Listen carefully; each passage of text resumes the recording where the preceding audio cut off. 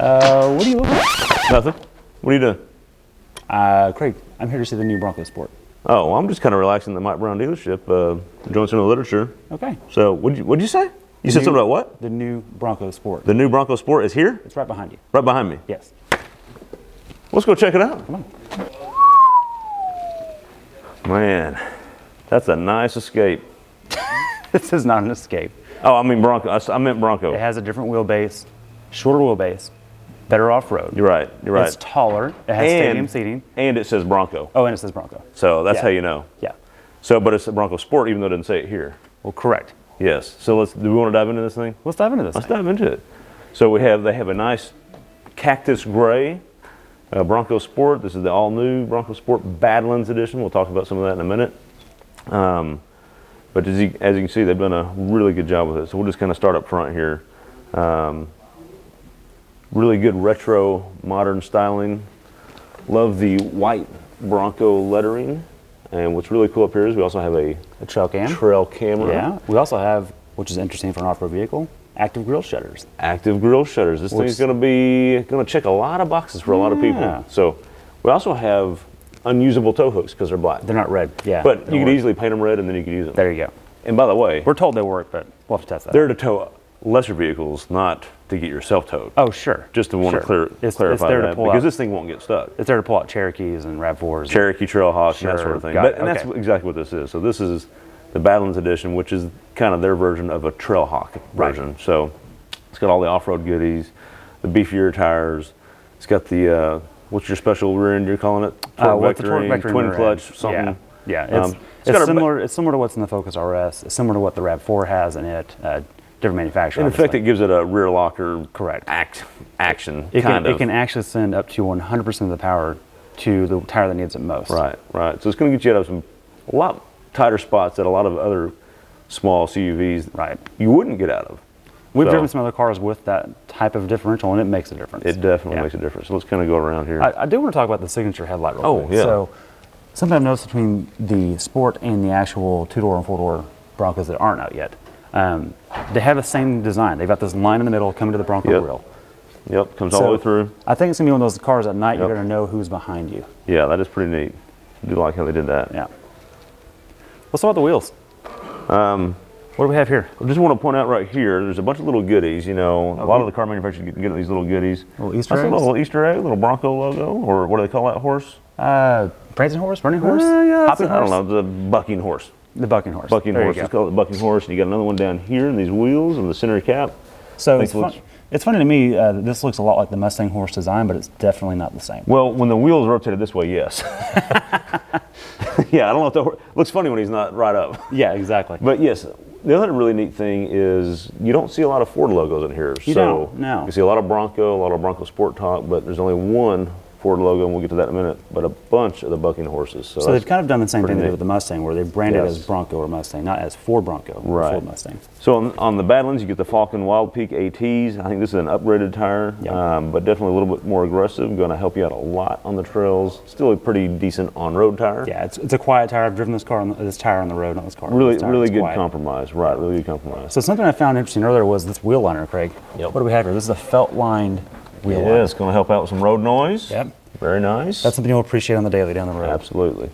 Got a quasi-looking vent thingy. That's for show, for sure. It looks good. It does look good. Now, what about this sticker? What is this?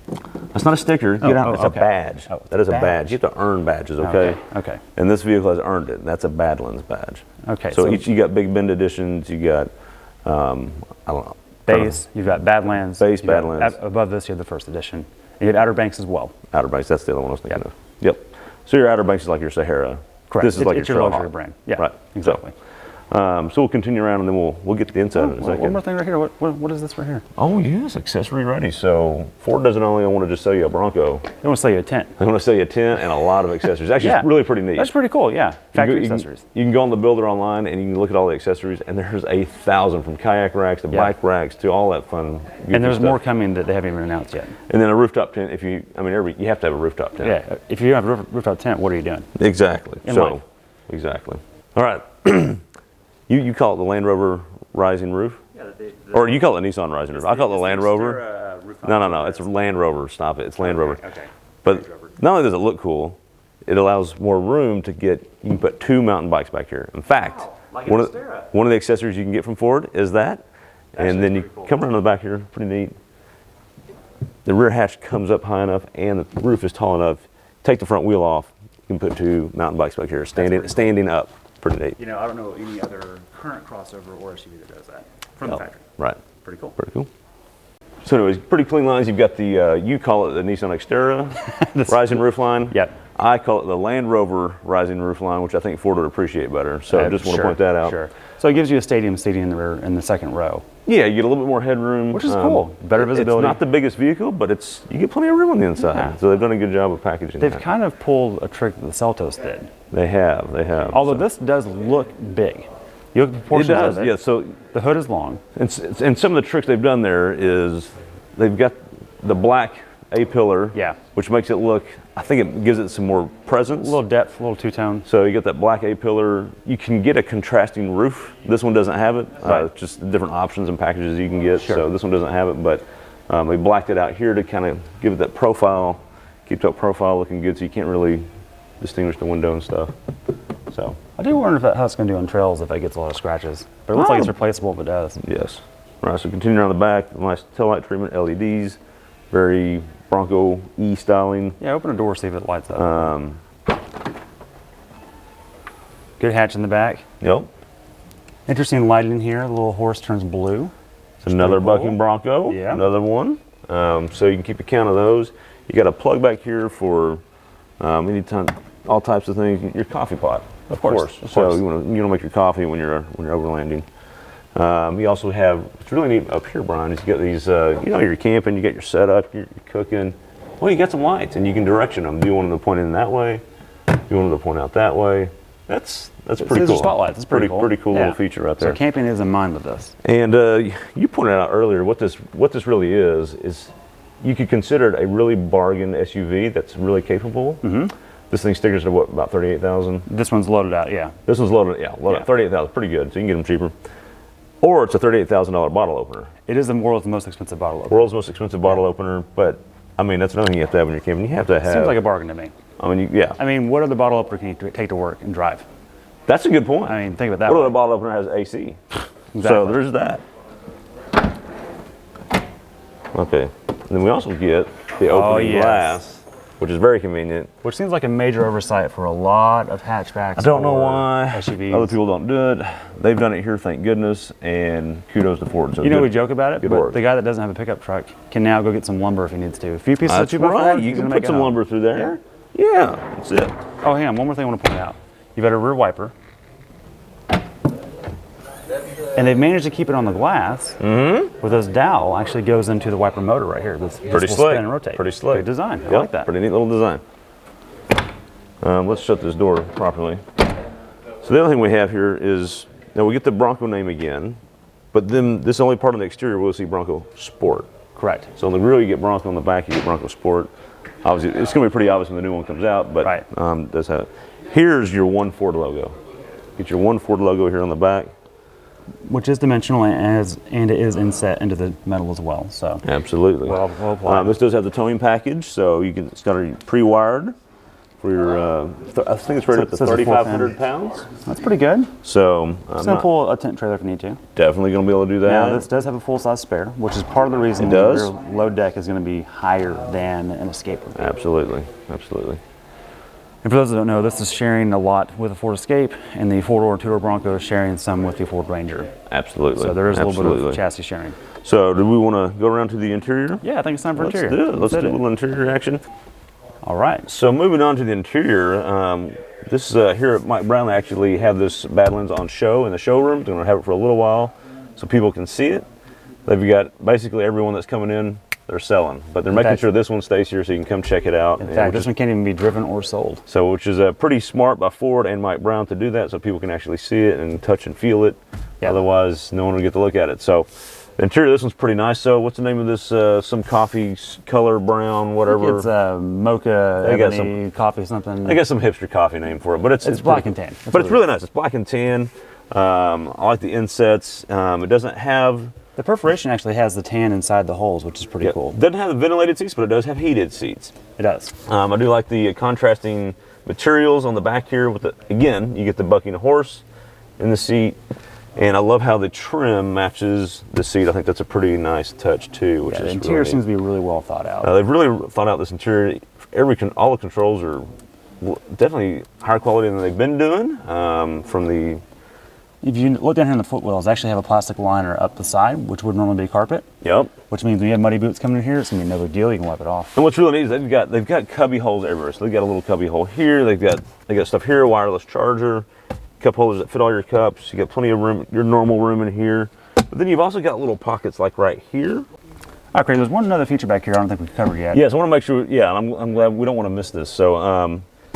All kinds of good cubby holes and storage back here, but here's a really neat trick that I haven't seen this in any other cars, especially in this class. There's a little button right here in the front of the seat. You push it, open it up, you get a nice little waterproof cubby hole. In fact, it's got a little logo right here. I don't know if you can see this logo. It's for your shoes. For your shoes? You put your shoes in there, so you know your hiking shoes. Maybe you got them all muddy, throw them in there. They're out of the way. Well, when your shoes get muddy from towing other cars out, that's what exactly. So there you go. Good job, Ford. So the back here, you got a little holder right here. You can put something in, a cell phone or keys. And then in the back, what's really neat for you, I mean, you don't if you're a mountain climber, this is what you need. Yeah, you can put your carabiners there. Carabiners there and all that, and you've got a little zip here to hide stuff. So I mean, it's basically a backpack. Pretty cool. Built into the back of your seat. So in the back, I do notice, even though it is a two-row SUV, it does have an elevated rear seat. So the rear seat sits higher than the front. It does. And if you look up, there's actually a cutout for the roof that goes higher. So this does have stadium seating, which means you can see the road from the back seat pretty well. You do have stadium seating. It's not a bad space back there. It's not the most roomy, but it's not bad. Center armrest, a good leg room. Plenty of room for the kids. An adult can sit there for shorter trips, but plenty of room up front. Let's come back up here. And so steering wheel, leather wrapped, and it's a good size. It's got the flappy paddles. You got another bucking Bronco. This has got the upgraded instrument cluster. You got a screen in there that gives you all kinds of information. Oh, it's like we're camping already. We're camping already in here. It's incredible. You got all the Bronco Sports come with an 8-inch touch screen here in the center stack, which is really nice. And if you come here down to the middle, Brian, I want you to show you the gear selector. That's a Ford GT gear selector, so I want to make sure you see that. I thought it was a Fusion gear selector. No, that's a Ford GT gear selector. Okay. Although it does look more knobby. Look at it. It looks like it's out of a gym bag. Yeah, well, it's a little more rugged because this is a Bronco Sport. Yeah. It's rugged. So, because back down here, I don't know if you can see this, you have GOAT modes. GOAT doesn't mean greatest of all time. It means... I thought it meant greatest of all time. No. This might be the greatest of all time Bronco 2, but it's also... Bronco Sport. Bronco Sport. But it also goes over all terrain. So you've got different terrain modes, which it really calibrates the braking and the torque vectoring rear locker. Depending on where you're going, it's really intuitive and works well. You can also lock it in four-wheel drive. So you can lock it front and back, 50-50. Lock it front and back, and then you can lock the rear. So that's where that torque vectoring will do its magic trick. That's going to be hard to find in this segment. Yep. It's not very common. It also has off-road cruise control, up to 20 miles an hour for a vehicle. Trail control? Trail control. Everybody's got a different name for it. Yeah. Which is pretty neat for a vehicle in this segment and in this class. I think it's pretty neat. And this particular Bronco Sport's got the Co-Pilot 360 and all that business, so it follows the car in front of you. It has all the safety suite. I will say from here, it feels like the windshield, now it's not upright, but it feels kind of Jeepy. Like it's got a good broad window.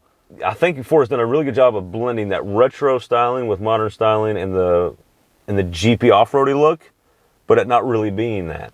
So I think they've done a really good job of that. You're right. That's a really good point. We also have charging pads down here, USB, USB-C. Yep. And we also have great cup holders and a Red Bull cup holder in the middle, like every youth vehicle needs to have. Absolutely. So that's pretty much it. Thanks for watching Brake Check. Hope you enjoyed the Bronco Sport. We'll get to drive it soon. But for now, there's the interior. It's hard to find that in a lot of channels right now, so I hope you've enjoyed that. Let us know what you think. Let us know what you're getting. Are you getting the Bronco Sport or the Bronco when it comes out later? Or maybe you're going to get the Bronco Sport, then get the Bronco. I think maybe that's the plus. Either way, go see Charles Brotman at Mike Brown Ford. We want to thank him for letting us play with us today, and I hope you all enjoyed it. Thanks for watching.